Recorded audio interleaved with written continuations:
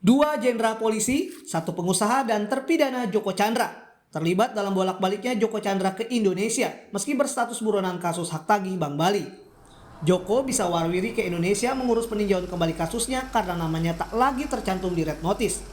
Siapa yang teledor? Kejaksaan yang memburunya atau polisi yang menjadi penghubung Interpol? Meski dua jenderal polisi, Napoleon Bonaparte serta Prasetyo Utomo sudah mengaku menerima suap dan satu pengusaha Tommy Sumardi sudah jadi tersangka, berapa besar nilai suapnya serta alasan mereka membantu Joko Chandra sang terpidana, polisi belum mau membukanya ke publik. Secara tersangka Joko Chandra menyampaikan telah menyerahkan uang sebanyak sejumlah uang, kemudian tersangka yang lainnya juga demikian sudah kita lakukan pemeriksaan dan telah mengakui menerima uang tersebut. Untuk tersangka TS dan tersangka NB. Yang jelas mengutip laman tempo.co, Tommy Sumardi yang menjadi pelobi Joko ke polisi bukan nama asing di kalangan jenderal polisi. Kepala Bareskrim Polri Komjen Listio Sigit Prabowo pun mengakui kenal dengan Tommy. Kata Komjen Listio, seperti dikutip dari tempo.co, saya mengenal yang bersangkutan. Tapi yang bersangkutan juga banyak sekali kenal orang di Polri karena memang lama bergaul dengan teman-teman di Polri.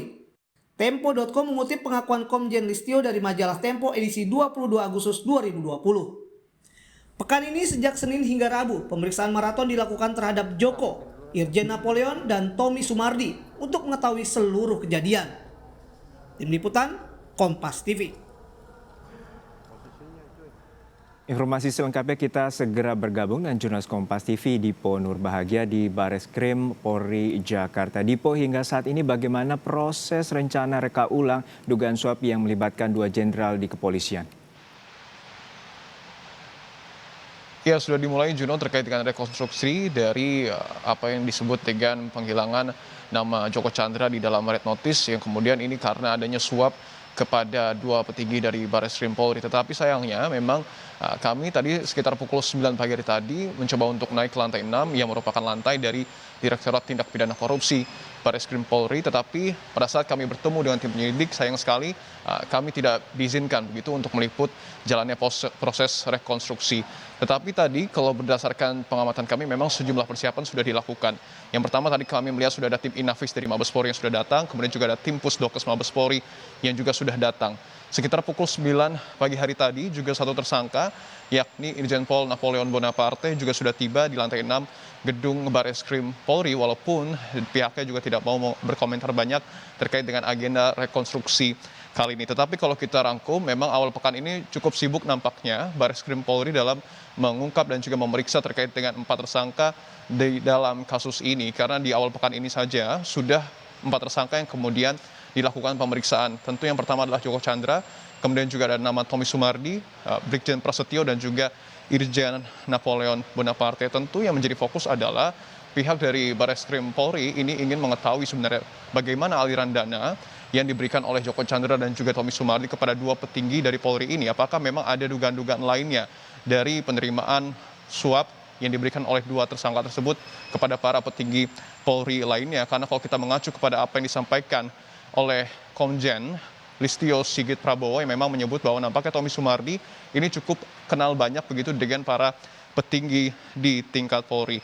Hari ini juga menarik karena rencananya pihak dari Bareskrim Polri ini akan bertandang ke Kejaksaan Agung Republik Indonesia untuk kemudian melakukan pemeriksaan kepada Jaksa Pinangki. Suratnya sudah dimasukkan kepada Kejaksaan Agung pada hari kemarin dan hari ini memang rencananya akan dilakukan pemeriksaan walaupun masih dalam tahap penyelidikan begitu, karena pemeriksaan ini dilakukan hanya untuk kemudian mengkonfirmasi dan mendukung data-data yang kemudian sudah diterima ataupun yang sudah dimiliki oleh tim penyidik dari Bareskrim Polri. Terkait dengan aliran dana, Prasetyo diduga menerima uang kurang lebih sebesar 20.000 dolar Amerika ataupun setara dengan 295 juta rupiah. Sementara itu Napoleon diduga menerima uang lebih besar dari Prasetyo karena kalau kita lihat dari jabatannya ini memang cukup strategis terkait dengan bagaimana pengadaan dari red notice itu sendiri. Joko Chandra dan Tommy dijerat pasal 5 ayat 1 dan pasal 13 Undang-Undang Nomor 20 Tahun 2001 tentang tindak pidana korupsi junto pasal 55 KUHP dengan ancaman 5 tahun penjara. Sementara Brigjen Prasetyo dan juga Irjen Napoleon dijerat pasal 5 ayat 2, pasal 11, pasal 12 huruf A dan B, Undang-Undang Nomor 2 Tahun 2001 tentang tindak pidana korupsi junto pasal 55 KUHP dengan ancaman 5 tahun penjara. Kita masih harus menunggu apakah nanti setelah rekonstruksi akan ada kemudian pernyataan resmi yang disampaikan oleh Barreskrim Polri. Kita masih harus menunggu terkait dengan hal ini, Juno. Ya, Dipo, terkait dengan dua jenderal ini sebelumnya telah mengakui bahwa telah menerima suap dari Joko Chandra dan melalui perantara pengusaha Tommy Sumardi. Lalu, apakah penyidik Barreskrim Polri juga sempat menyatakan bagaimana detail-detail dari pemberian suap dan juga apakah ada dugaan nama lain yang akan ikut terseret dalam kasus penghapusan nama Joko Chandra di Red Notice Interpol? Betul sekali, Juno. Karena yang paling menarik nampaknya untuk mengetahui sebenarnya seperti apa, sebenarnya siapa dan apa peran-peran dari Tommy Sumardi yang memang diketahui merupakan perantara dari pemberian suap dari Joko Chandra menuju ke dua petinggi Polri tersebut. Kalau kita flashback kepada bulan April yang lalu, begitu memang pertemuan pertama ini terjadi antara Brigjen Prasetyo Utomo dengan Tommy Sumardi di gedung Barreskrim Polri. Kalau tidak salah ini terjadi di lantai 12. Pada saat itu Brigjen Prasetyo mengaku menerima Tommy Sumardi datang ke ruangannya karena menilai bahwa Tommy Sumardi ini kenal cukup dekat dengan Kabar Reskrim. Ini yang cukup menarik dan pada saat itu juga Tommy Sumardi meminta kepada Brigjen Prasetyo untuk menjelaskan terkait dengan status buron Joko Chandra. Tetapi karena tidak mau berbicara banyak terkait dengan hal ini, akhirnya Tommy Sumardi meminta kepada Brigjen Prasetyo untuk mengenalkan dirinya kepada ex dari Kepala Divisi Hubungan Internasional Mabes Polri yang kita ketahui adalah Irjen Napoleon Bonaparte. Artinya peran Tommy Sumardi dalam hal ini memang cukup penting untuk diketahui oleh aparat kepolisian. Terlebih lagi memang sudah dikonfirmasi juga oleh Kabar Reskrim, Komjen Listio Sigit Prabowo yang menyebut bahwa pihaknya memang mengenal Tommy Sumardi, tetapi juga ia menyebut bahwa Tommy Sumardi ini mengenal cukup banyak anggota ataupun para petinggi dari Polri. Artinya untuk mengetahui sebenarnya apakah ada kemungkinan lain aliran dugaan dana yang kemudian diberikan oleh Joko Chandra kepada para petinggi Polri, ini yang tentu harus didalami kepada Tommy Sumardi sebagai tersangka dalam kasus ini, Juno.